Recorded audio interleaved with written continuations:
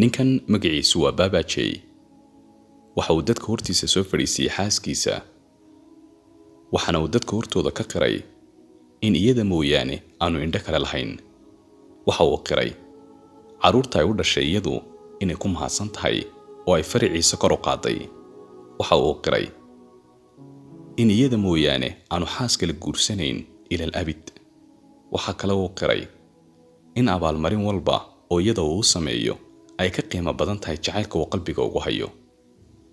waxa uu yiri noloshayda oo liidata oo u baahan cid qabata ama dhaqaalahayga oo liita ayay iyadu cid laga qaadatay, faracayga ayay kordhisay, magacayga ayay kor u qaaday. wax walba oo noloshaan soo maray way igu samirtay. wuxuu yiri maani mudnayn maanta inaan ku yiraahdo waad mahadsan tahay, inaan abaalmarimo kala duwan aan u sameeyo, iyo inaan dadka hortooda soo fadhiisiyo oo aan u sheego iyada mooyaane cid kale inaan jeclayn.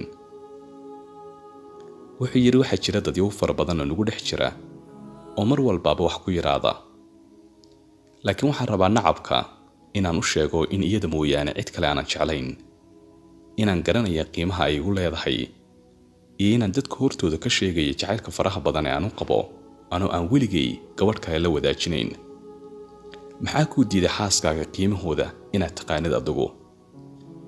maxaa kuu kalifay in maalin walbaad xaaskaaga uga sheekaysid inaad gabadh kale guursanaysid, ama iyadii aan ku ogeyn inaad gabadh kale la qabtid?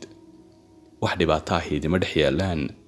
ubadkaaga ayay ku hawlan tahay, mar walbana waxay jeceshahay in magacaaga ay kor u qaaddo. keliya abaalmarintaad u samayn karaysa xaaskaaga waa inaad la guursan. haddii aad ka ilaalisid kelmadda waan kula guursanayaa ama waan kula guursaday, anaa huba gabadhaadu inay ku siinayso farxad ka qiimo badan farxadda agtaada taalla maanta. ku dadaal haddii aad xaasla tahay